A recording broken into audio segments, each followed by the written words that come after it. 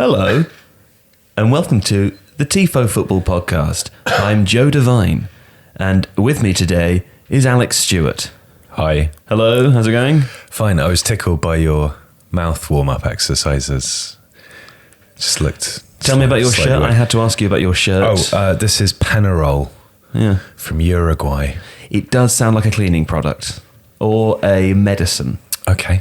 It sounds like a medicine. Are they good? Are they good? Yes, they're good. I hadn't really heard of them. Should I have heard of them? If you follow South American football, possibly. They've got the Lovely badge. Libertadores finalists a few times. Yeah. Can I say though that the badge, and this is no offence to Panarol at all. Penarol. Penarol. Yeah. So other than the offence I just caused by pronouncing the team's name incorrectly, it looks like Donald Trump's version of the American flag in that it looks a bit like the American flag and that it's all gold. Yeah, okay. There you go. Yeah. Anyway, today's episode is supported by The Athletic, the best place to read about football online. Go to theathletic.co.uk/Tifo, get a 7-day free trial to see if you like it, try before you buy, etc. And then it's 50% off an annual subscription. Do you know what that works out to be, Alex? Is it half of 16p a day? It is. Yeah. Anyway, do go and do that. Today's episode is a Sensible Transfers episode. Of course, we're in January now. It's the 6th of January today. The hazard with these episodes is that obviously between recording and release, of which there is only 24 hours today or slightly less than that, maybe something will happen that we've missed out on. Do bear that in mind. It could happen. The episode could be out of date by the time you're listening to it, but hopefully not. Also, things to say, we are avoiding questions that you have asked us about Arsenal, Spurs, Chelsea and Manchester United because we're making video-specific videos. That was very clear. We're making videos about those clubs with the various positions that we feel need to be filled. It's also possible that throughout the month of January 2020, we will also invite some journalist friends in and potentially cover some of those teams. We may or may not do that. We haven't decided yet. There is also a video that we released at the very beginning of January on the methodology of how Alex decides which players to suggest and the sort of, I guess, half of the scouting process that a football club would go through. If you're keen to understand how Alex is doing it, do go and watch that video. That may enhance your enjoyment of today's episode. You don't need to, but it's fun. And also we're going to ask Alex to give a sort of brief methodology ahead of each pick. So when we do Wolves, as I know they appear later on in the episode, hopefully if we get to them, Alex will say, this is why I think Wolves need to strengthen here, even if the person has asked the question. That makes sense, doesn't it? You know, It does make sense. Yeah, fine. I mean, you're in charge anyway. I just do really where you... Loosely. Yeah. Let's begin. The first question comes from Vinesh Begava. Bayern Munich.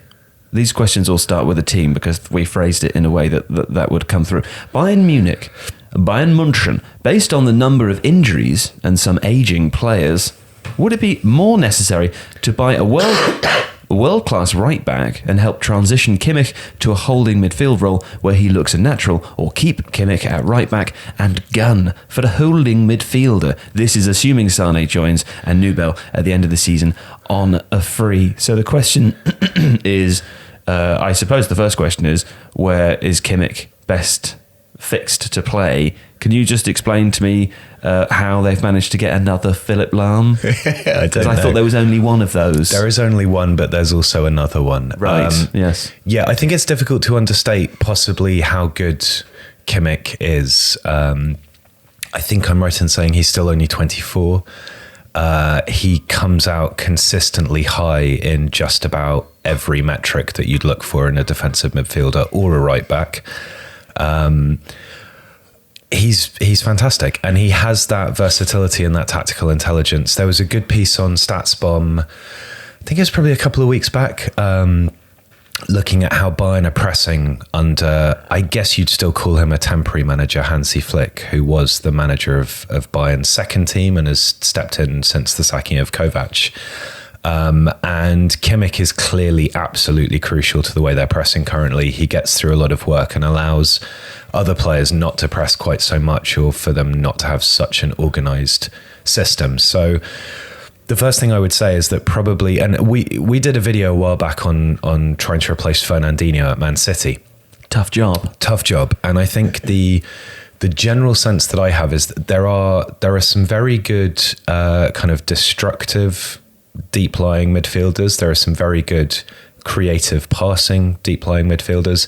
It's extraordinarily rare to find somebody who can do both to the ability that Kimmich can and that Fernandinho could. So I would say that defensive midfielder is where he should play.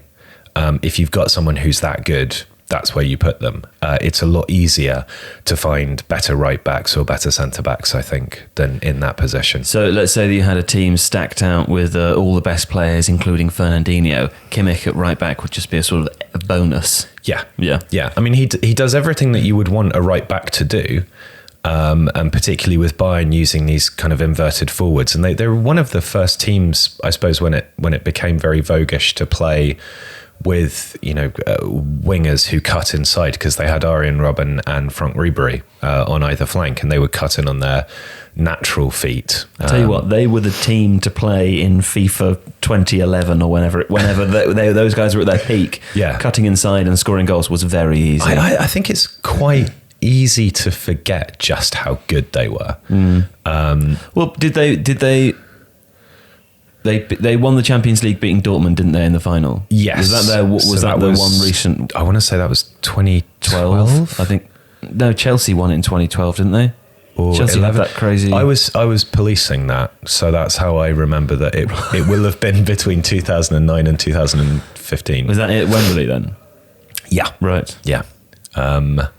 Did they ever second you to other counties' stadiums to police elsewhere on a busy day? Because they do that with not outside of the Met. No. But I did West Ham, Spurs and Arsenal were the two main ones. Wembley sometimes, West Ham once, Millwall a couple of times. At the Den. I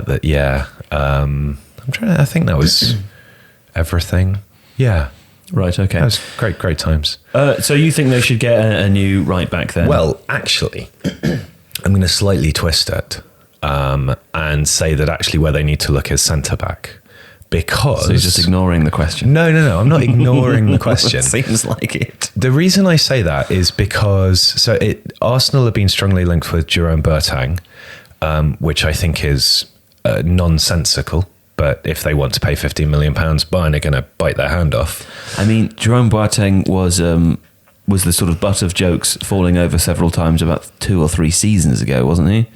Yeah. I mean, So Boateng and Hummels, obviously Hummels now at Dortmund, are both extraordinarily good at passing the ball forwards, but their defensive attributes have kind of declined over time, commensurate with their pace falling off. And Boateng was very athletic, very quick, very strong. Hummels was a little bit more based on the reading of the game. But then they hit 42. Yes. So they're still very good at moving the ball forwards. Hey, fantastic footballers, sure. But, I mean, I wouldn't, if you're Arsenal, don't buy Jerome Boateng. However, they've got Niklas Süle, who's very, very good. They've got a couple of youngish lads in their second team. There's a right back / centre back whose name I think is Woods, an American guy who looks quite good, and they've got a Croat guy as well whose name is, I can't remember. I didn't write it down. Forrest. Yeah, sure. Yes. Why not? But apart from Süle, they don't really have a fantastic centre back.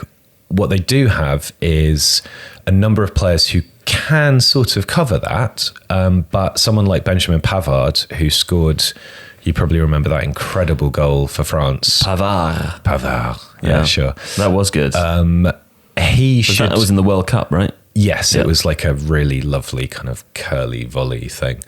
I would play him at right back. I would probably play Alaba at left back, although Alaba could play left centre back if he had to alongside Süle.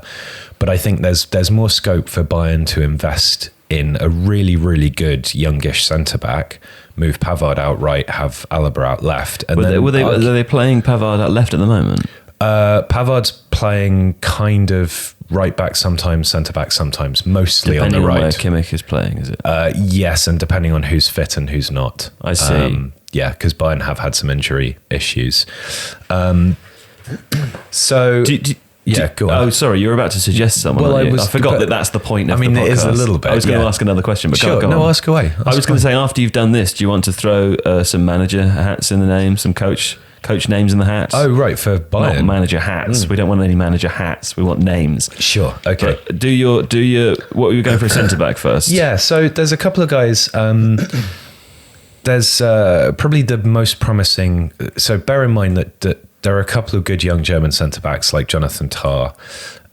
He's probably not going to go anywhere. Thüringer, who's at PSG. Thilo Kehrer, who's at PSG, probably isn't going to go anywhere either. But available probably for a reasonable fee would be a guy called Felix Udekai, who's at Augsburg, who is 22, 6'4", very, very good. I think he comes out top pretty much in the percentage of defensive duels won across Europe's top 5 leagues. Good in the air, good interceptions. Excuse me, I really shouldn't smoke so much before these things. No. What happened to your nose? I walked into a branch. Oh, listeners, Alex has got some... looks like he's been punched. When you came in, you said that everyone's families are crazy. I thought maybe your dad had finally lost it. No, he's quite small as well. So anyway, right. He'd be a throat puncher. So this Felix fella makes a lot of interceptions, despite the fact that Augsburg is the least pressing team in the Bundesliga. So he's definitely very good. He's one to watch. Stefan Posch, who we've mentioned before, I think he was in a Sensible Transfers video in the summer. He's at Hoffenheim. He's still a bit raw. He's got very good passing numbers, good in the air, good in terms of his defensive duels as well. He's not quite, he's not immediately obviously going to be brilliant, but there's enough about him to suggest that with a good coach and the right development, he could be very, very good. Mm-hmm. I think we linked him with Arsenal, actually.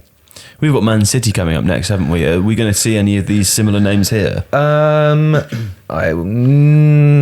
can't remember where No, we're not. Okay, that's interesting. Although, it's worth bearing in mind that to a degree with teams like Bayern or Man City or, the really, really top tier teams, it's pretty safe to say that if somebody's going to fit one, he's going to fit another. Udekai, for example, he's probably not quite enough of a passer for a Pep Guardiola team, but at the same time, he had Otamendi for a long time who developed into a better passer, and Udekai's only 22, so there's room to coach that. Mm. A couple of others who I think are worth looking at. There's a guy called Mohamed Simakin, I think his name is. Simakin? Is he Turkish? No, it's Simakin. He's French, but of Ghanaian descent. Simakin. And he is at Strasbourg. Right. And he's much, much more raw. He's 19. He has a lot of good attributes. There's some interesting players at Strasbourg. We're going to come on to another one in a bit. He's not first team ready for a top European side, but he looks to have all of the attributes that would mean maybe kind of gradually eased in, or he'll have one more jump before he could possibly end up at a top European side. Couple of interesting-ish right-back options. Mehmet Kelek, who I think has been linked with Spurs as well. He's at Lille. Shows up pretty well, but I'm not convinced he would be worth a massive outlay at this point. And then there's a guy called Arturo Calabresi at Amiens, who's quite young, particularly good going forwards, progressive passing, lots of crosses. Again, that's a big jump, but it's worth sometimes throwing names out just so people can have a look at them and go, see what they're like. So yeah, that's in the short answer to Bayern. Move Kimmich to centre defensive midfield, keep him there, build the team around him. Pavard out on the right-hand side, and try and find a promising youngish centre-back, of which there are a number in the Bundesliga. So that's probably what Bayern will do. And they've got a couple in their under 23s who are decent enough too. Okay, we didn't plan this, but coach. To be honest with you, I sort of forgot that Bayern didn't have a permanent coach. Yeah, well, I think Flick has possibly done enough. You know, I think the Bundesliga is going to be a really interesting place come the summer. What's the situation? I need to look at the league. In what regard? Oh, in the Bundesliga? Yeah.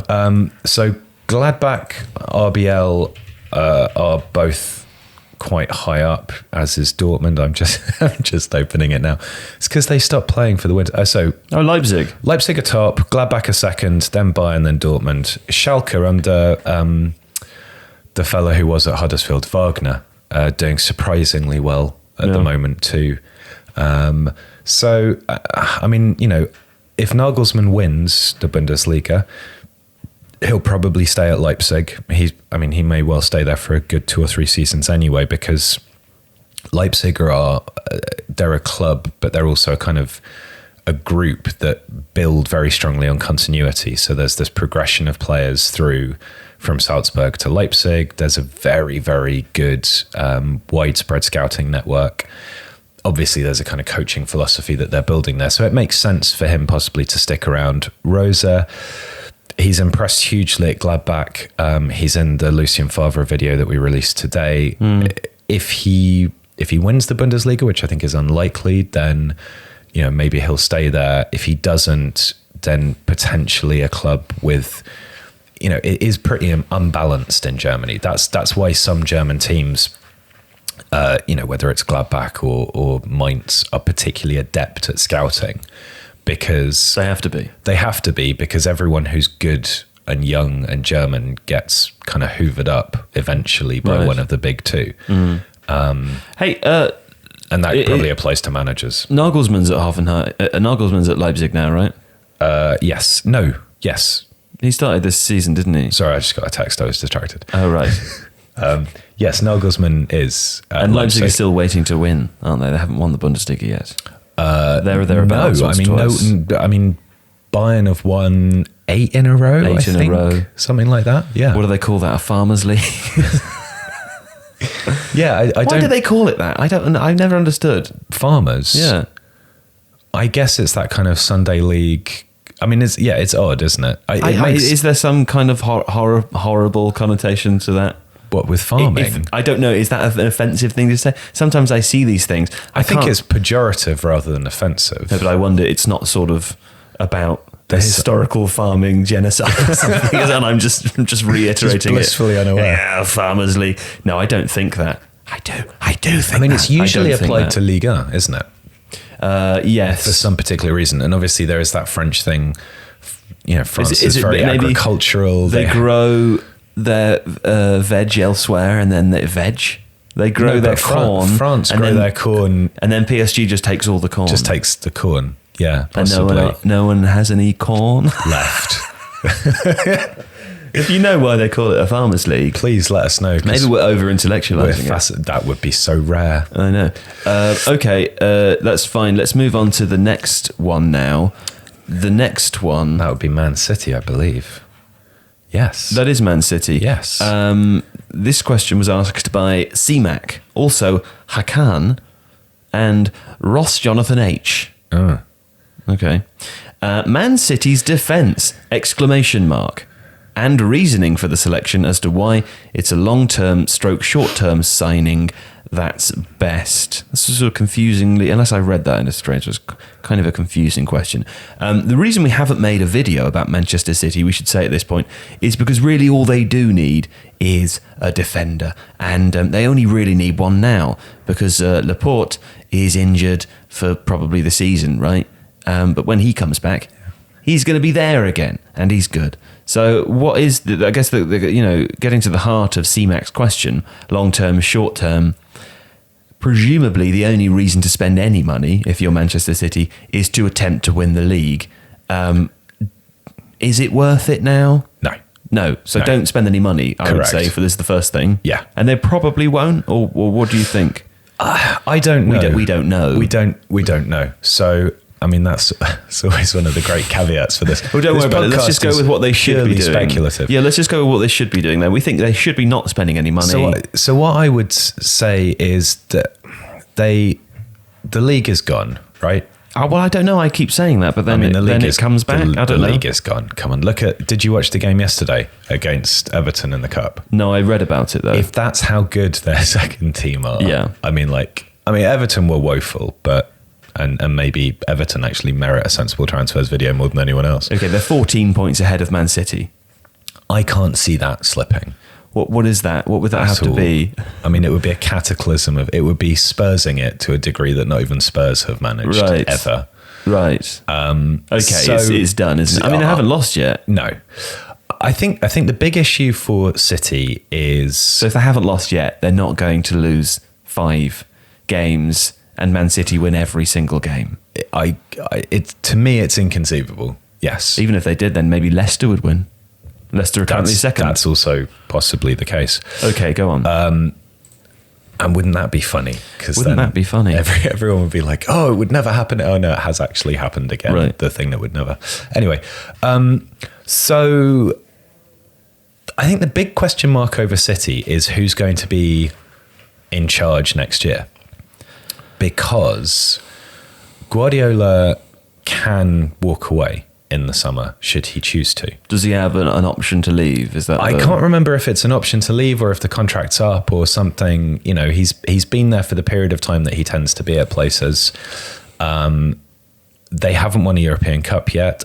I don't think that's very likely. And I also don't think that spending 50, 60 million pounds on a centre-back in January is going to get them a European Cup either. No. So it's one of those oddities. They have a phenomenal side and they're capable of playing some of the best football in the league, but for some reason there just seems to be this inability to convert. They're probably now going to win the European Cup and I'm going to look like an idiot. Sure, hope so. Yeah, we all hope that. So will he be there? You know, there's obviously very strong rumours that Valverde's tenure at Barcelona is on super shaky ground. Is it possible that Pep would go back to Barcelona? It's probably one of the very, very few clubs that he would consider managing at all. Do you know what? I literally never considered that. Really? I don't know why, but when you said it then, it was like a whole new thing in my brain. That he would go back there? Yeah, I mean, that actually makes sense, doesn't it? It does. I mean, Barcelona's he's a Catalan, right? Yeah.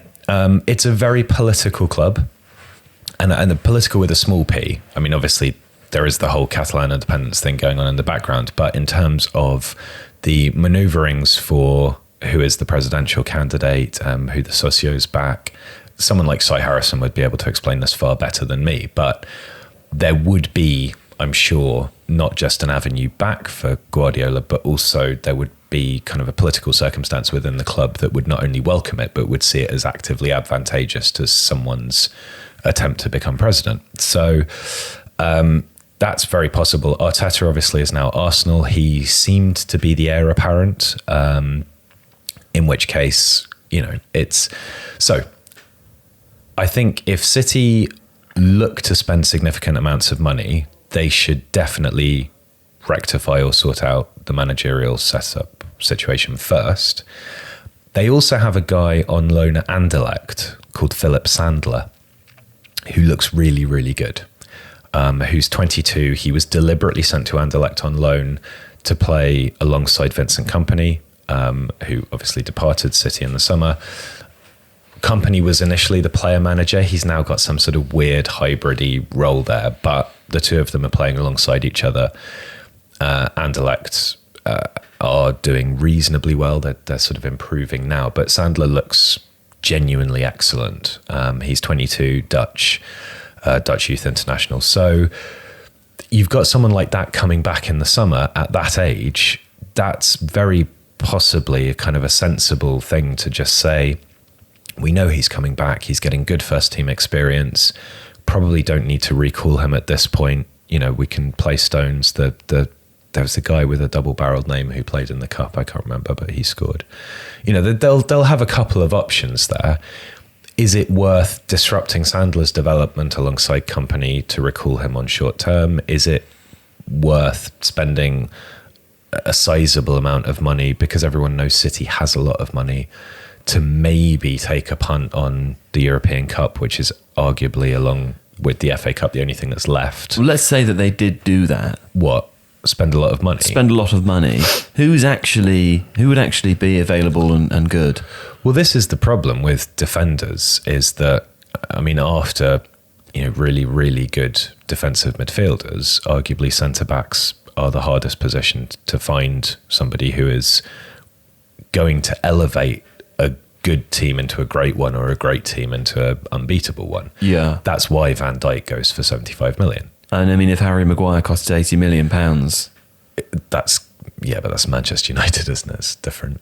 I mean, Harry Maguire is not worth more than Van Dijk. No, sure, but yes, the market purchasing is periods. Yeah. The market is weird. You can still find good players, but I think what you have to do is, like some of the guys that I suggested for Bayern, you have to take a punt on getting somebody who looks like they have all of the right attributes, isn't the finished article yet, but then bring them into a coaching setup, ideally alongside somebody who is really experienced, and develop them into that kind of player. And that's what Sandler looks like he might be. Do you think then, to take a slight tangent momentarily, that the Robin Van Persie transfer type, the Arsenal to Manchester United, I think it was £25 million because he was towards the end of his contract at Arsenal for basically one season, that can't really exist anymore for a player of that quality. So what we're talking about with Man City really is spending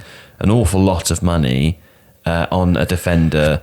I mean, presumably they would buy a younger player, but can you imagine a player of Van Persie's quality at his age when he moved? It was about 28, I think. Maybe he was 29.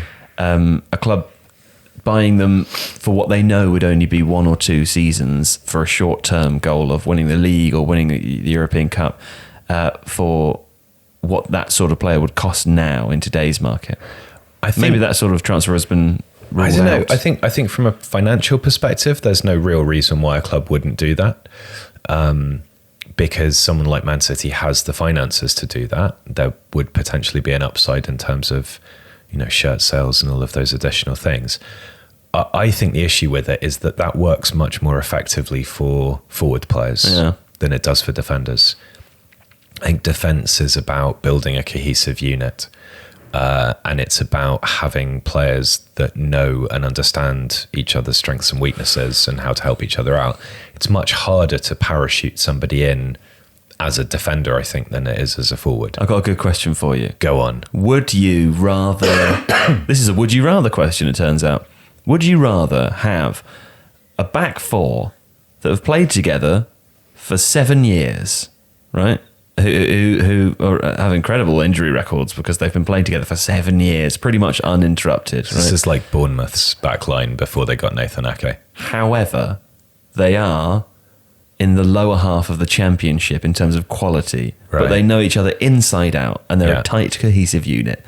Or would you rather have Kimmich, Van Dijk, Maguire, and I don't know, let's say David Alaba, as your back four. You had 5 games to play. Which one would you pick? But they didn't know each other and they never played together. Forget Kimmich and Alaba doesn't work because they play together. So we need a different left back. Whoever, Roberto Carlos, Marcelo. Yeah. That's a good question. Let's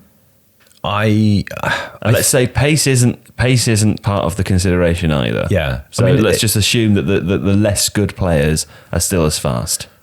I would say that it would depend on the style I was playing. If I was Man City, then I would take the names, the high quality backline. If I was Burnley, I'd take the other lot. Because the style that I'm playing to a degree requires that ability to, and we looked at Burnley and the way they defended. This was going back a while, wasn't it? Maybe even a couple of years. Mm-hmm. And the movement, the shaping, the way that they would funnel shots towards Heaton was the goalkeeper at the time. That kind of stuff is born of repetitive training and and an understanding of one another that you can't develop over 5 games. If you're Man City, it doesn't matter so much because those players have an extraordinary individual quality. There'd be a degree to which they could just sort of busk it. They may not be defending quite as much. Yeah, that's also true. I think the goalkeeper is also really, really important. And for example, yesterday, again, going back to the Liverpool game, people were making a lot of how young the Liverpool side was, as they were. Gomez, after Milner went off, Gomez was the most senior defender at 22, 23 years old. But they've got Adrian behind them, who has already come in and shown that he's capable of stepping up and playing really well. He's hugely experienced. He's been in the Premier League for a long time, so he speaks good English. That the degree to which the confidence of that kind of goalkeeper would make to a very young back line, he's your goal daddy. He's your goal daddy.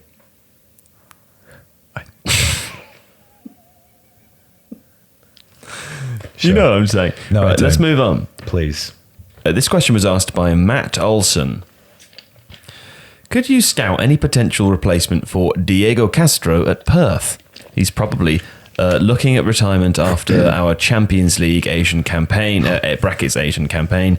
Matt also adds, there's no way Tifo would ever discuss the A-League, but I love it to bits, so I'm going to ask anyway, and I assume that's why you've put it in, because it makes you sound incredibly niche. Yes, okay, well. It's not as niche as the fella I responded to on Twitter about Estonia. Right. So... Okay, you've had a wonderful Christmas. Reverse psychology works. Tell me about Perth then, and I'm going to assume that you haven't been watching them all season through. No. So tell me what you know about Perth now and who your replacement for Diego Castro would be. Okay, I know extremely little about Perth. Okay. I'm just going to preface that. How do you do this then? First thing I do is I look at Diego Castro. His output is... So Castro is 37, had a kind of... Not a journeyman career, but kind of knocked around the mid to lower half of La Liga for a good few years. And then is clearly having his swan song out in Australia, probably earning reasonable money and, enjoying himself. Why do they call it a swan song? I don't know. We don't know. We just use these terms, don't we? But we don't actually know why. Yeah. Does any etymologist? It wouldn't really be etymology, would it? That's what I would have said. It's a phrase rather. Well, anyway, it doesn't matter. Go on. So his output, however, is extraordinary. I mean, in terms of goals? What position does he play? I have some numbers. Who is he? So he's a left winger, but he plays, this season it appears he's played largely centrally. He is scoring 0.34 goals from 0.15 XG per 90. He's taking almost 2 shots. He's assisting at almost half a goal per 90. He's making almost 8 dribbles with a 72% success rate, 4 progressive runs, 10 progressive passes, 5 deep completed passes. That means he's making passes within 25 yards of the box and they're finding a person. Yeah. I mean, he's so good. Are Perth really good? I don't know how good Perth are, really. Because that would give some context or some clarity to those stats, wouldn't it? The thing is, he is so much better in terms of his output than anyone else in that league. Right. It's kind of ridiculous. Right. He's a very large swan with an incredibly long song. Yes. Yes. Yeah. I would say that's pretty reasonable. Right. So it's an interesting one. I mean, yes, I partly picked this because there's no way Tifo, blah, blah, blah. But also, it's a really interesting question about how do you replace a player who is so incredibly crucial to the way a side plays, clearly, who's putting up metrics that are almost unrepeatable across a variety of different categories. I mean, you might find a player whose goals and shots and assists is that high, but they wouldn't be dribbling as much. You might find someone who's dribbling and carrying and making lots of cool passes, but isn't a goal threat. In fact, this is a conundrum that we face with I think it's the Chelsea Sensible Transfers video looking at a right winger. It seems like you can have one kind of player or another kind of player, but it's incredibly hard to find a hybrid. Are you saying that they should be going for Diego Castro? I'm not saying that at all. No. But it's also a weird one in terms of the disparity in quality between leagues. I mean, there are obviously, if you're someone like a Stats Bomb or a 21st Club, there are clever ways using what's called an ELO ranking of comparing leagues like for like. We don't have that. So it's very difficult to know whether, the A-League is of the quality of, halfway down the second tier of Spanish football, or is it about the top half of that second tier, or where is this, how much of a step down was it a step up, etc., etc. So basically a really tricky question. There is a guy, and I didn't write his bloody club down. Hold on, I'm gonna find it. You find it. Why don't you talk amongst yourselves? Well, I had a wonderful Christmas, spent it at home. Enjoyed myself. I played a game of Risk with him. A Brazilian man I'd never met before. And did you win? No. Okay. I played table tennis once with a Brazilian man I'd never met before. Did you? Yeah. Please write in if you've played a sport or game with a Brazilian man that you'd never met before. Go on. Dimitri Petratos, who is at the Newcastle Jets and is also an Australian international with 3 whole caps, 27 years old. He's the closest I can find to somebody who is able to replicate Diego Castro's frankly absurd output in that league. So he doesn't score as many, he doesn't assist as many, but... Great start. Yeah, I know. He takes a lot more shots. He dribbles about half. Actually, the Newcastle Jets play in Australia. Yeah, they're in the A-League as well. Do you think it's possible, given that how little you seem to know about the A-League, and I know nothing about the A-League, that when you say this and Matt Olsen's listening and going, yeah, obviously... Do you think that would be good, wouldn't it? I don't. Matt could let us know. No, but it would be great if Matt can get in touch and tell us, with his experience of watching the A-League, how on point that suggestion actually is. Because if it's not, Matt, if what Alex is saying is ridiculous based on numbers, that would be really interesting to know, so that I can needle away at him in future episodes. I mean, what I'm saying is that they play in the same position. Yeah, really good. Okay, and it's like I say, it's impossible to find somebody in the A-League who is as dominant in terms of all of the different things that they do. Castro's the kingpin. He is the closest approximation I can find to that. However, I have some other suggestions. Cristiano Ronaldo. Potential swan songies. Okay. More swan songing. I like it. Yes. So there's a guy who's putting up very similar numbers in the, and I'm not going to bother with what all the numbers are because it just gets boring after a while. But he's playing in the J League in Japan. He's called Andreas Iniesta. You may have heard of him. So he's 2 years younger than Diego Castro. A little bit better. Right. Playing for Vissel Kobe at the moment. But, if he gets bored in Japan... Who could get bored in Japan? Well, next, move on. So this is the one I quite like. He's a 33-year-old Chilean international called Fabian Orellana, who is playing for Eibar. So he's 4 years younger than Castro, numerically not dissimilar. Obviously playing quite a significant role in an Eibar team that are, knocking around the bottom half of La Liga.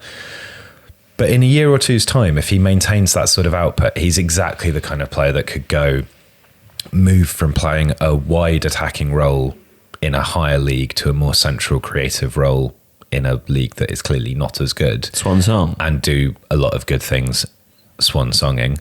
McNelly Torres, who is a name that will probably be familiar to genuine FM geeks. Right. Largely because he was persistently a free transfer with massive injury problems, but really good attacking numbers. Right. He's playing for Libertad in Colombia, and he's one of the few players in that age bracket who I could find who are doing the same sorts of things as Castro. Right. Again, right kind of age to maybe go and move there, but he's probably happy in Colombia now. Okay. And there's one last guy. He's called Konstantin Vasiliev. He plays for Flora in Estonia. Vasiliev? Yes. He's 35. His goals and assists are actually higher. He plays basically as a kind of second striker for Flora. He's not as much a kind of a dribbler and a dynamic player.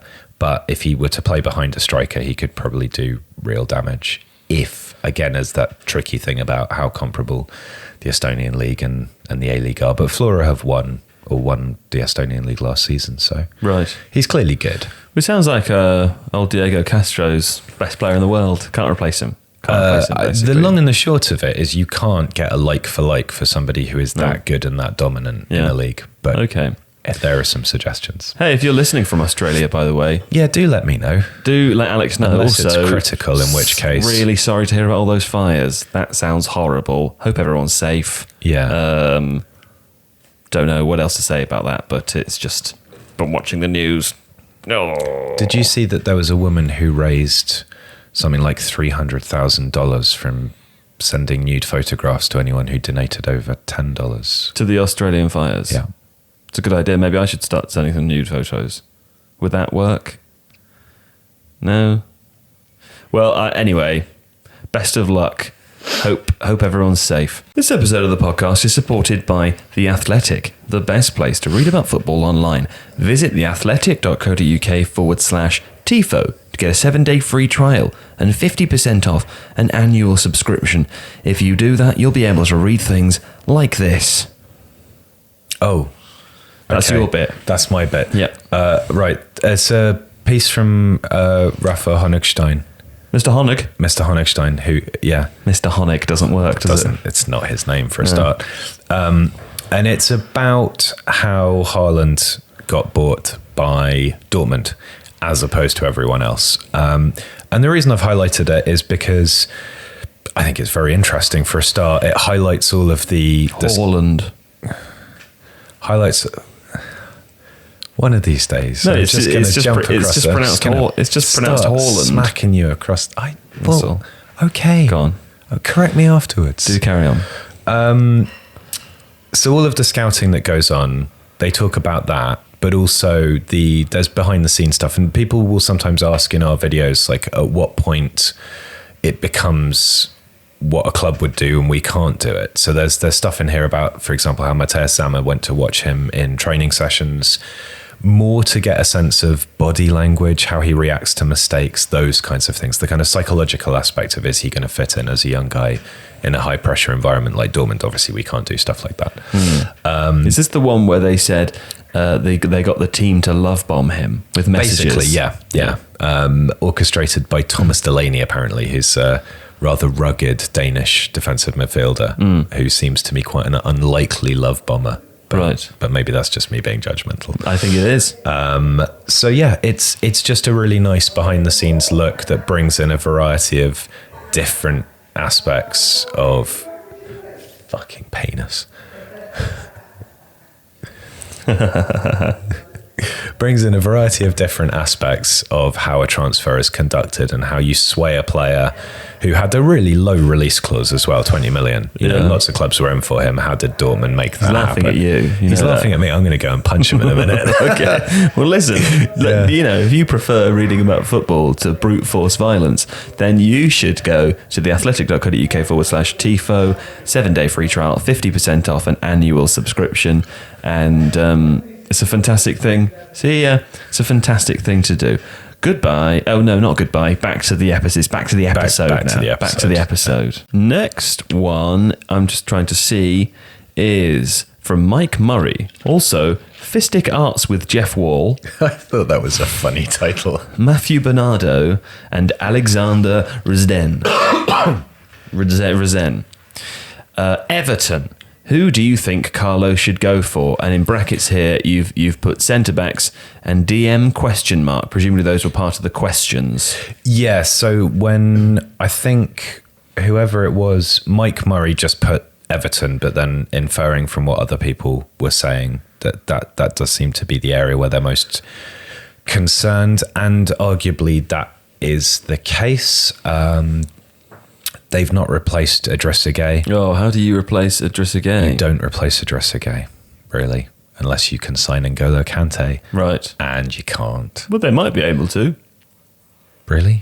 Yeah, they've got loads of money. Carlo Ancelotti's in charge. You know, I wouldn't say that is ruled out. And also, N'Golo Kante is getting older. Yeah, but things are changing. He's having different sort of feelings. Chelsea have got no one otherwise of his profile at the club, so it's never stopped Chelsea doing something weird. Anyway, yeah, all I want to do is say that Everton under Carlo Ancelotti with Moshiri as their majority owner. Yeah, I would say Conte is not beyond their grasp. Very unlikely. Okay. But they could. I would say that he's beyond their grasp. Buy him. They could. They could. We'll agree to differ on that. Yes. So, defensive midfielder. Yeah, I mean, the two issues that they've got really are that, and again, there was a good StatsBomb article on this, I think, last season, that Idrissa Gueye was basically covering for everyone else. Everton were pressing quite a lot under Silva, but actually it was quite hodgepodge, and the only reason it tended to work was because Idrissa Gueye was so damn good. And it's terrible. There's very few things worse than when English people say "damn," particularly in a sentence like that. It really grates me. Did I say that? You said "so damn good." Shit. Yeah. Right. Move on. Okay. Move on. I mean, you highlighted it. I know. It's one of my favourite things to do. Is to interrupt you and then tell you to move on, as if it's your fault. Get on with it, though. Great, thank you. So the first thing I did was I made a list of midfielders I really like. Okay. And I'm just going to read them out. Does it relate to Everton? So the reason I would look at any... Your job is ridiculous. Just go home and then write a list of midfielders that you like and then come and say it here. Yeah. Tell us why we should care.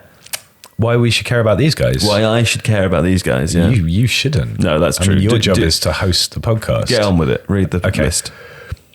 So all of these people are players who can play as a defensive midfielder in a kind of ball-winning way, but also are capable of progressing the ball, keeping it ticking over, in some instances passing it quite well. And I think they are all players, they're all fairly young apart from the first one, that would be worth looking at for pretty much any kind of certainly lower half Premier League side as a development prospect at the very least. Arsenal, I hope you're listening. Yeah, so Sasha Zeldia, I can never say Sasha Zeldia. How are you spelling that? Zdjelar. Partizan Belgrade. He's one of my... Gillia. Sure, possibly. I don't know. He's one of my favourite players, and I've mentioned him before. He's still at Partizan. He's still buyable. He's still only 24. Someone needs to buy him. That's all I'm saying. Just anyone. Just anyone good, please. Right. Okay. Lyon have got another young guy, Maxence Caqueret, coming through. He's certainly one who's worth looking out for. Did you say Lyon or Lille? Lyon. Yeah, Olympique Lyon.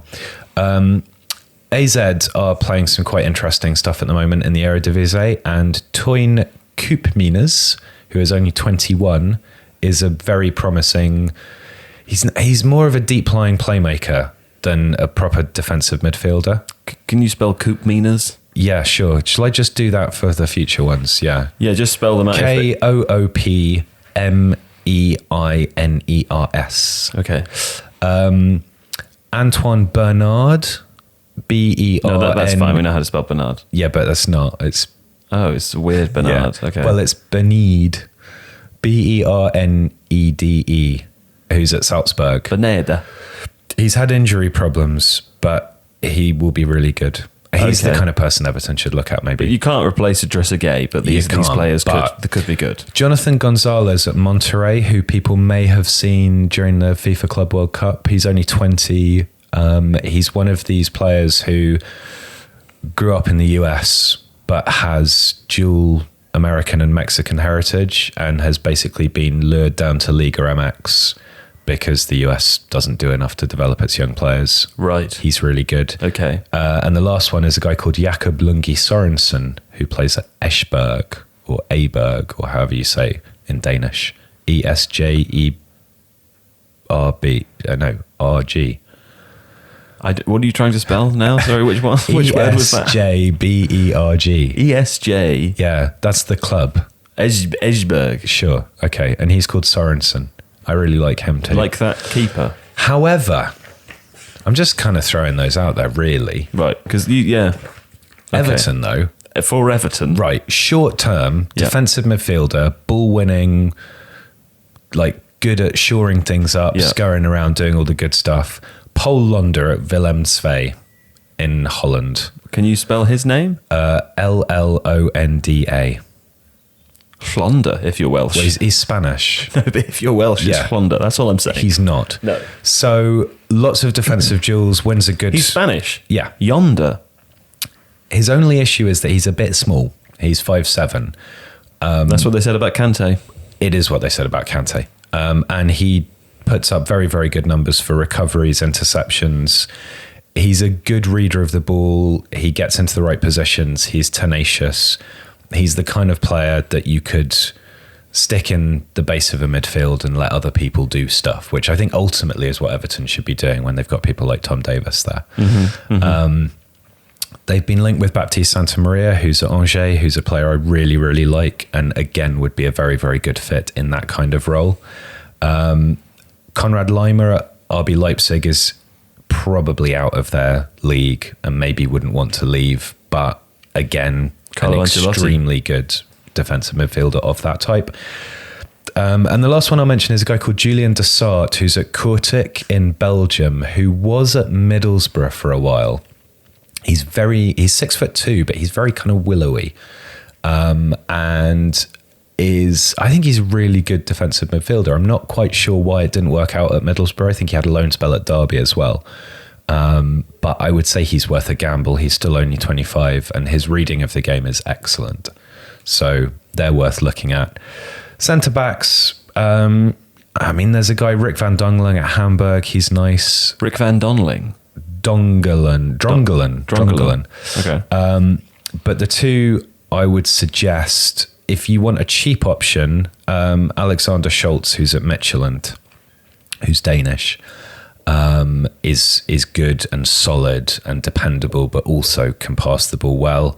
If you want more of a prospect, there's a guy playing for Hellas Verona called Marash Kumbula, who everyone's getting very excited about. He's 19. Everyone. He is, what have I written here? 11.8 defensive duels at 74%. In Europe's top 5 leagues, that's easily the highest percentage among the top 30 for number of duels. Right. So he's contesting an awful lot, and of the top 30 for contesting stuff, he's winning the most by some distance. Wow. At 19. Okay. Stefan Posch, who I mentioned before, is second on that list, by All the right. way. Kumbula is being linked with Inter and Juve at the moment.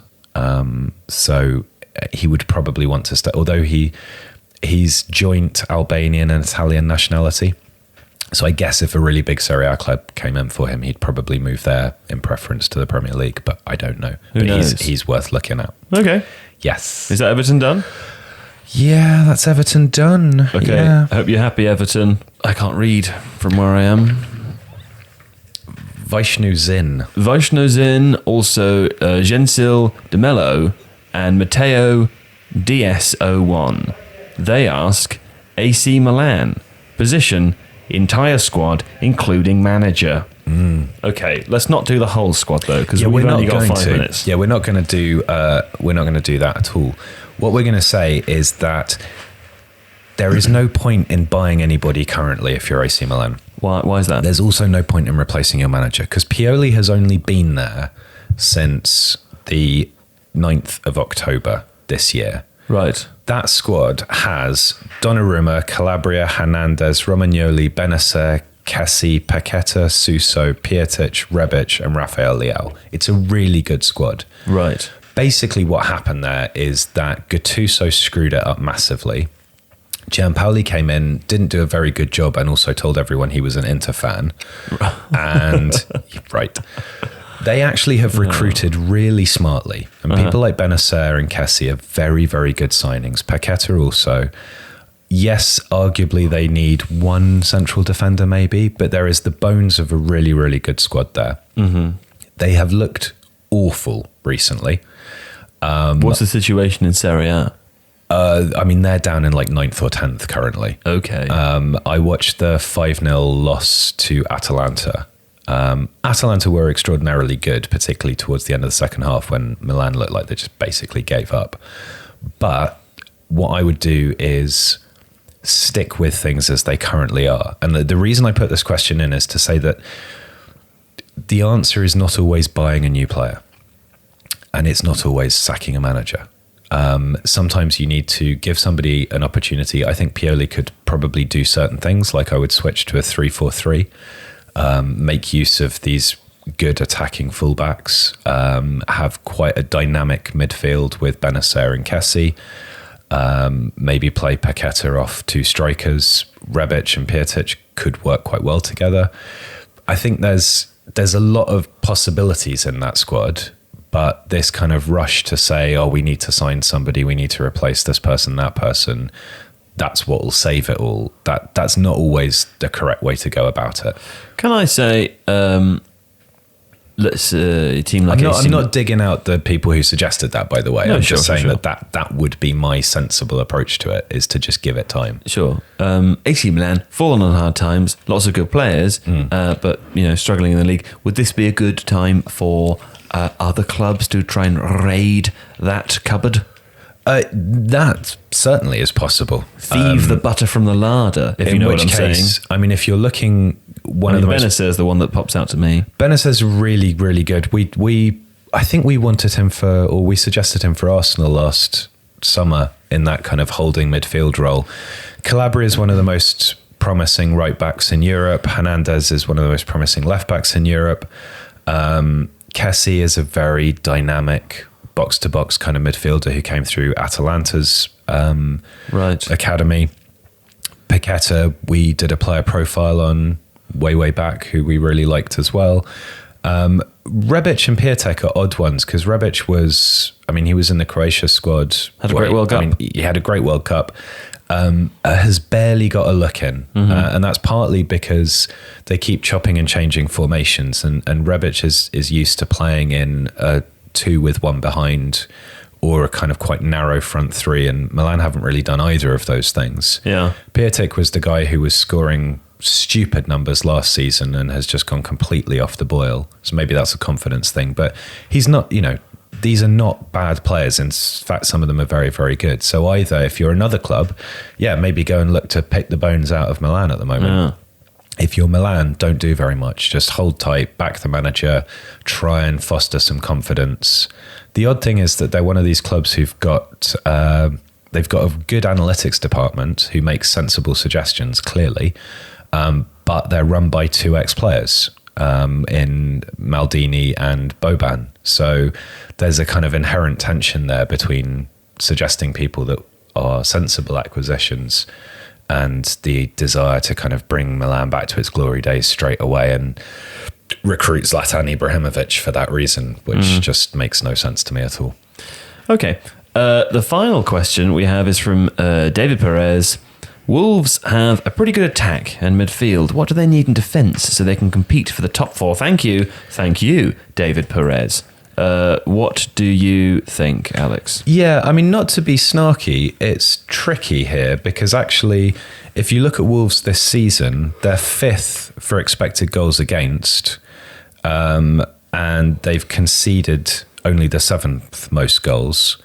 They are still doing what they've managed to do fairly consistently, which is to limit the opposition to pot shots from quite far out. Why aren't they in the top 4? Because there are 4 clubs who are better. Right. Sometimes it is that simple. There's not necessarily, if you're a Wolves or potentially even a Leicester, who I would say are kind of overachieving to a degree, that there is likely to be a ceiling where, unless something extraordinary happens, and maybe, if Leicester sustain this next season, then I'm happy to say I'm wrong. But there is always going to be a group of clubs who just buy very, very good players who are very, very well coached. Wolves have good players and are really well coached. I don't necessarily see that there's a straightforward way of saying, oh, well, if they sign a couple of really good defenders, that will propel them into the top 4. I don't. However, as it stands, though, the Leicester argument is a pretty good one to make, isn't it? Well, yeah, but I think the interesting thing with Leicester is that you would argue that some of those players are kind of punts almost. So someone like James Maddison, who's playing fantastically well, someone like Soyuncu, who's playing really, really well, you wouldn't necessarily expect the level of them. Maybe, but I think away. If you watched James Maddison at Norwich, you'd think, oh no, he's great. Yeah. But would you say that he would be part of probably 3 or 4 players who have made the difference to take Leicester into the top 2 in the Premier League? I think that would be very ambitious. Maybe they would have said that though. I mean, probably the most important signing was Johnny Evans, actually. Right. But, it's very hard to say, is that sustainable? I don't know. We'll see. If I'm Wolves, I'm probably looking at William Troost-Ekong at Udinese as that kind of ball-playing central centre-back. Moussa Niakhaté, who's at Mainz, I like a lot. And Gabriel at Lille, who has come up also, I mean, he's come up a few times.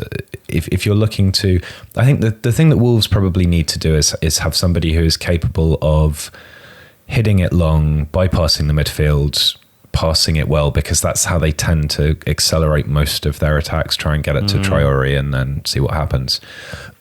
Excuse me. Or Moutinho kind of moving up behind the forward line. So they want good passers. They want people who are aerially dominant. They're not shopping in the big leagues again. So these are all kind of more affordable. People like Philippe Haaland, Gabriel at Lille. There's a guy called Naif Agard, Aguerd, who's at Dijon, who's got fantastic passing numbers for a centre-back. I didn't actually get the chance to watch him, unusually for these things, but... so yeah, and also if they want a left back, everybody should be looking at this guy. This is the last name, I think, because you're getting fractious now. I'm getting a little bit bored. Yeah, okay. So there's a guy called Anthony Catchy at Strasbourg, who Catchy? is CACI. Catchy monkey. I mean, you'd save that up, haven't you? He's only 19. He's a 2-footed wide defender, so he's largely... He's got 2 feet. Oh, fuck off. Sorry. He's largely playing at left back, but he also plays a lot at right back. He's ridiculous for most of the good metrics that would tend to suggest a fullback of real potential. He's kind of like... He's like Trent Alexander-Arnold a season, 2 seasons ago. Not last season, the season before that. And what was his age? He's 19. So somebody needs to be looking to buy him because he could be really... It is worth saying, by the way, that when you look at fullbacks across Europe, Trent Alexander-Arnold is so much better than almost everybody else. Really? It's kind of not even funny. I mean, he's just extraordinary. When you're a big club and a player comes through like that, it's phenomenal. It's kind of lucky, right? Yeah. But then you've got that with Gomez, you've got that with some of the other guys who... I didn't think Phillips, the other centre-back in that game, was particularly good. He's probably the only player I would look out from that team and say, not convinced. But, if somebody like Alexander-Arnold comes through your academy, you're doing something very, very right. And also you're getting quite lucky. Okay, well, we'll be back next week with another Sensible Transfers episode. You've sent in about 700 questions, so unless you've got a really good idea that you're confident no one else has asked, don't bother. Don't bother.